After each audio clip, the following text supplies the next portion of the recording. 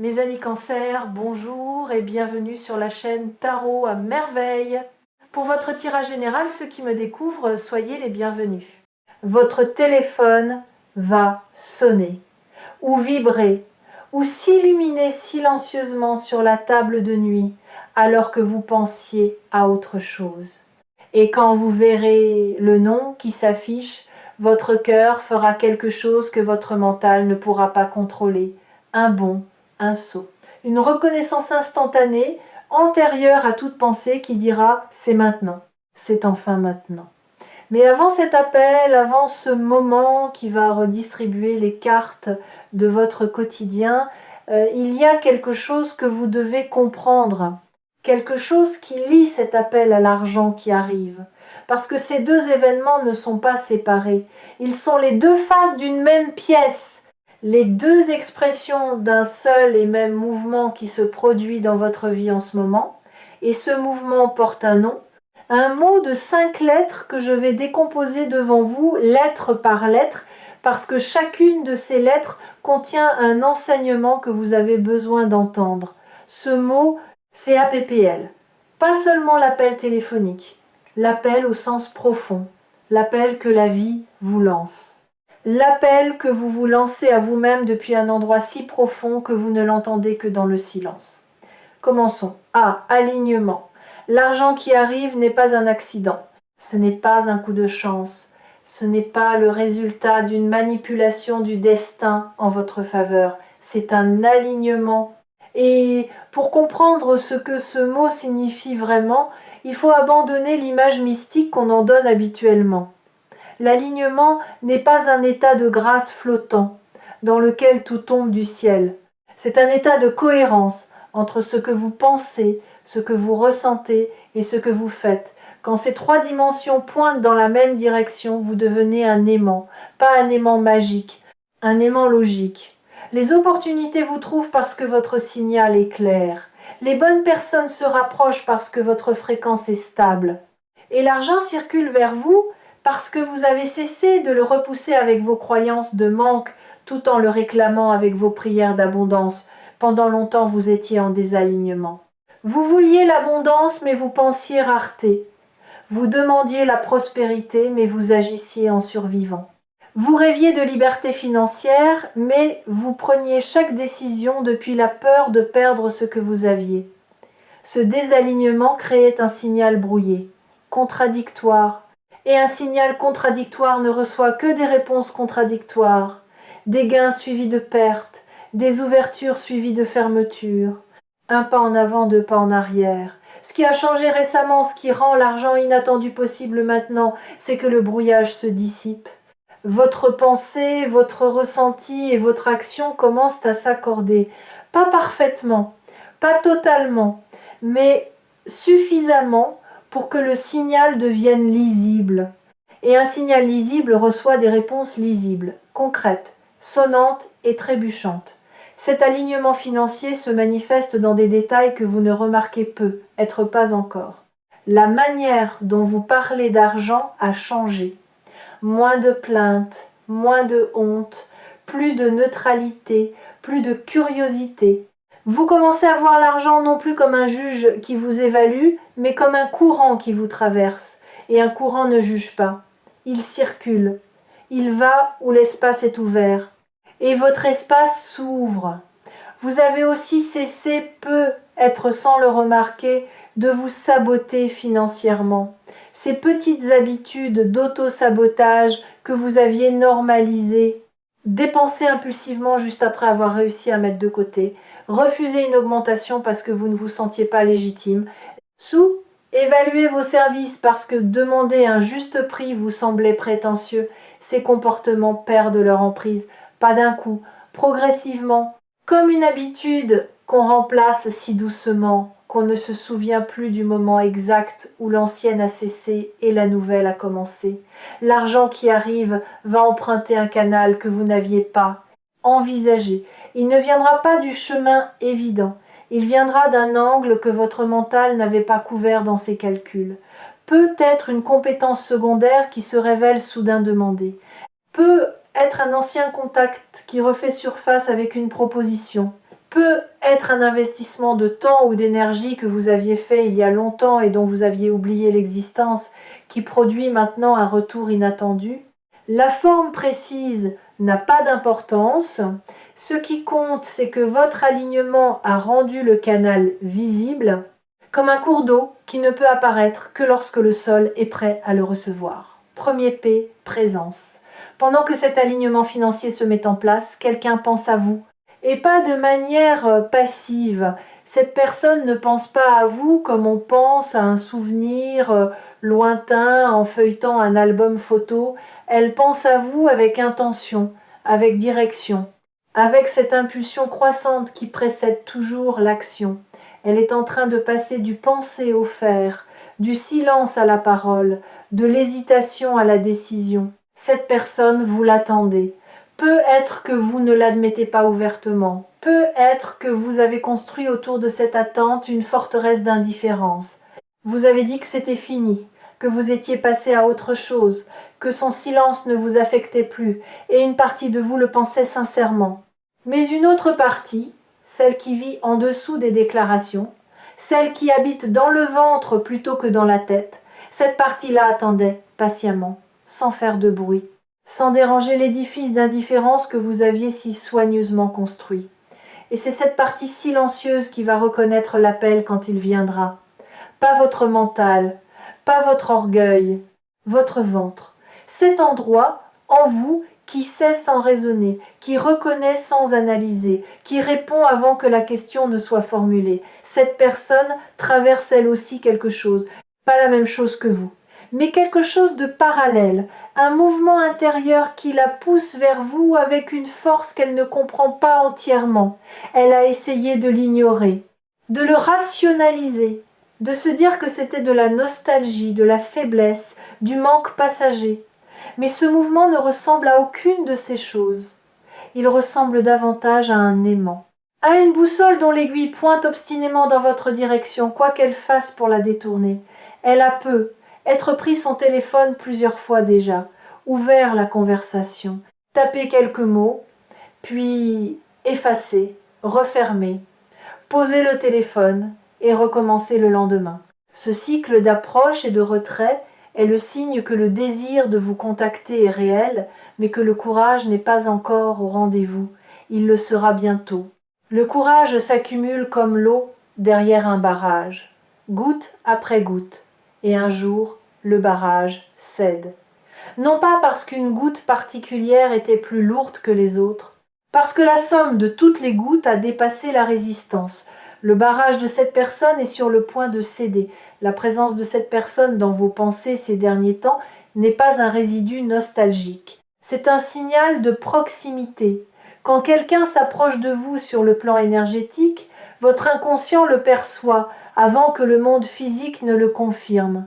Vous pensez à quelqu'un davantage, vous rêvez de lui, vous croyez entendre sa voix, vous tombez sur des choses qui le rappellent, non pas parce que vous êtes coincé dans le passé, mais parce que l'avenir envoie ses éclaireurs.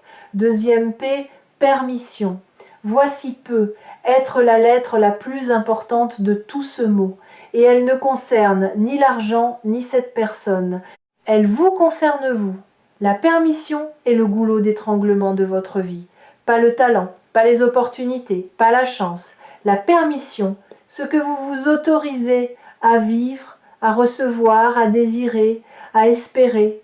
Et cette permission, personne ne peut vous la donner sauf vous-même. Vous avez passé des années à attendre que quelqu'un d'autre vous donne la permission de réussir financièrement, la permission de vouloir plus que le strict nécessaire, la permission d'être heureux sans culpabilité, la permission de reprendre contact avec quelqu'un ou d'accepter que quelqu'un reprenne contact avec vous.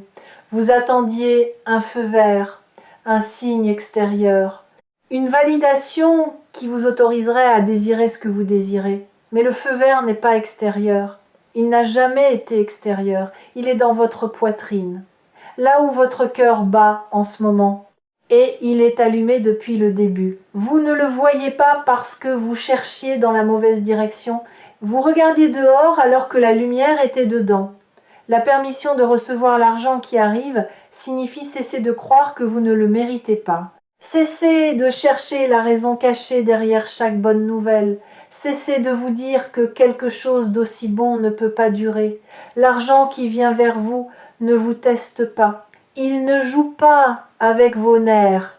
Il vient parce que le courant vous porte dans cette direction et que vous avez enfin cessé de nager à contre-courant. Il y a une scène qui se rejoue dans votre esprit chaque fois qu'une bonne chose se profile. Vous le savez, vous la connaissez par cœur. C'est ce moment où la joie commence à monter et où presque simultanément une main invisible vient l'étouffer, pas méchamment, préventivement, comme si se réjouir trop tôt allait porter malheur, comme si la joie prématurée était dangereuse. Et vous avez tellement intériorisé ce réflexe que vous ne le voyez plus. Il fait partie de votre fonctionnement normal. Sentir la joie monter, la brider, se protéger, attendre la confirmation avant de se réjouir, puis, quand la confirmation arrive, trouver la prochaine menace potentielle, et ainsi de suite. La joie toujours reportée, toujours conditionnelle, toujours soumise à un mais qui la réduit avant qu'elle ne puisse s'épanouir. Ce réflexe-là, c'est la serrure la plus résistante de votre prison intérieure. Et la permission dont je parle est la clé qui l'ouvre. La permission de se réjouir avant la confirmation, de croire en la bonne nouvelle avant d'avoir la preuve, d'accueillir la possibilité du bonheur sans exiger de garantie. Ce n'est pas de la naïveté, c'est un acte de courage. Le courage de vivre ouvert dans un monde qui récompense la fermeture. La permission de recevoir cet appel signifie cesser de punir cette personne par votre froideur ou cesser de vous punir vous-même par votre rigidité. Cela ne veut pas dire accepter n'importe quoi. Cela ne veut pas dire effacer le passé d'un trait de crayon. Cela veut dire ouvrir une fenêtre dans le mur que vous avez construit. Une seule fenêtre. Juste assez pour que l'air circule. Juste assez pour voir si ce qui se tient de l'autre côté mérite qu'on ouvre la porte. Et cette permission, cette ouverture minimale mais suffisante, c'est ce qui rend possible tout ce qui suit. Pour ceux qui suivent les lectures partagées ici sur Tarot à merveille, la notion de permission revient souvent sous des formes différentes, parce qu'elle est au cœur de toute transformation.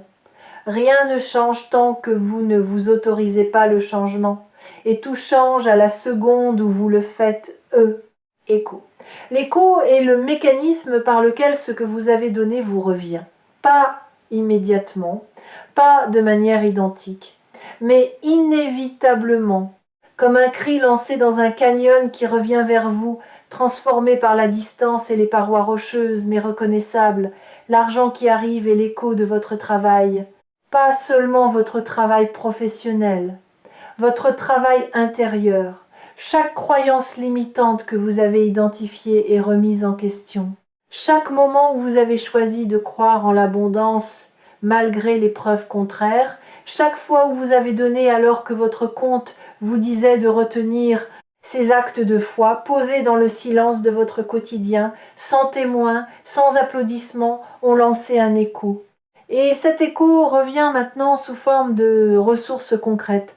L'appel qui vient est l'écho de votre authenticité. Quelque part dans votre interaction passée avec cette personne, vous avez été vrai. Pas parfait, vrai. Vous avez montré quelque chose de vous que les autres ne voient pas, que vous-même ne montrez pas facilement. Et cette vérité a laissé une empreinte indélébile dans la mémoire de cette personne, une empreinte qui pulse comme un phare. Et maintenant, après le temps nécessaire pour que l'écho fasse son voyage, cette vérité revient à travers la voix de quelqu'un qui a besoin de vous la renvoyer, de vous dire, par sa présence renouvelée, que ce que vous êtes compte, que ce que vous avez montré a été vu, gardé, chéri en silence. L'écho porte aussi quelque chose que vous n'attendiez pas, un enseignement. Ce qui revient ne revient jamais exactement identique, il revient enrichi, augmenté, modifié par le voyage. L'argent qui revient vers vous porte en lui la sagesse de la circulation. Il vous enseignera que l'abondance n'est pas l'accumulation mais le mouvement. La personne qui revient porte en elle la sagesse de l'absence. Elle vous enseignera que le lien véritable ne meurt pas dans le silence, il mûrit. Pensez à ce phénomène un instant. Chaque mot gentil que vous avez prononcé est un écho en voyage. Chaque aide que vous avez offerte, sans compter, circule quelque part dans la toile invisible des relations humaines.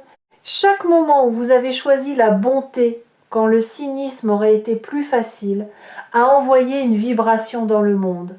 Et ces vibrations ne se perdent pas. Elles rebondissent, elles se renforcent mutuellement, elles convergent. Et quand elles atteignent une masse critique, elles reviennent vers leur source, vers vous, sous des formes que vous n'aviez pas anticipées, mais qui portent la même signature. La signature de la sincérité, la signature du cœur, votre signature. L'argent qui arrive porte cette signature. Il n'est pas de l'argent froid, anonyme, impersonnel. Il est le retour d'une énergie que vous avez émise avec intention et la personne qui appelle porte cette même signature. Elle ne revient pas par caprice ou par ennui.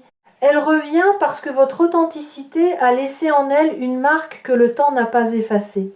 Une marque qui, au contraire, s'est approfondie avec la distance, comme certaines encres qui ne deviennent lisibles qu'avec le temps. La libération, la dernière lettre, la plus belle, celle vers laquelle tout le reste convergeait. La libération n'est pas ce que vous pensez, ce n'est pas se débarrasser de quelque chose, c'est cesser de porter ce qui ne vous appartient pas.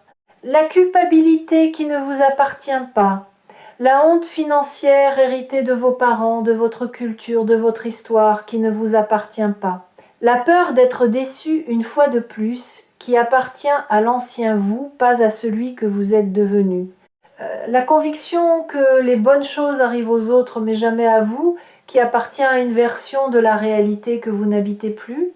La libération, c'est le moment où vous déposez tout cela, pas dans un geste spectaculaire, dans un relâchement intérieur si subtil que personne ne le verra sauf vous. Un jour peut être aujourd'hui, vous réaliserez que vous avez arrêté de porter, que vos épaules sont plus basses, que votre respiration est plus profonde, que l'espace entre vos pensées est plus large. Et dans cet espace, dans ce relâchement, tout pourra entrer. L'argent, l'appel, la surprise, la joie que vous repoussez depuis si longtemps parce que vous aviez peur de son coût. La joie n'a pas de coût. C'est le mensonge le plus ancien du monde. On vous a fait croire que chaque moment de bonheur serait suivi d'un moment de souffrance équivalent, que la vie était un système comptable où chaque crédit de joie entraînait un débit de douleur. Et vous avez vécu en conséquence, en mesurant votre bonheur, en le rationnant, en refusant de vous réjouir pleinement par peur de la facture. Cette croyance meurt aujourd'hui. Elle meurt parce que vous êtes en train de vivre la preuve contraire. L'argent arrive et il n'y a pas de piège. L'appel vient et il n'y a pas de manipulation. La vie s'ouvre et elle ne vous prépare pas un coup dur en retour. Elle s'ouvre simplement comme un poing qui se détend et devient une main ouverte. Et une main ouverte peut recevoir ce qu'un poing fermé ne pouvait pas. Regardez vos mains en ce moment. Sont-elles serrées, crispées, même légèrement? Si oui, ouvrez-les physiquement. Posez les paumes vers le ciel sur vos genoux et observez ce qui se passe dans le reste de votre corps quand vos mains s'ouvrent. Les épaules descendent, la mâchoire se relâche, la respiration s'approfondit.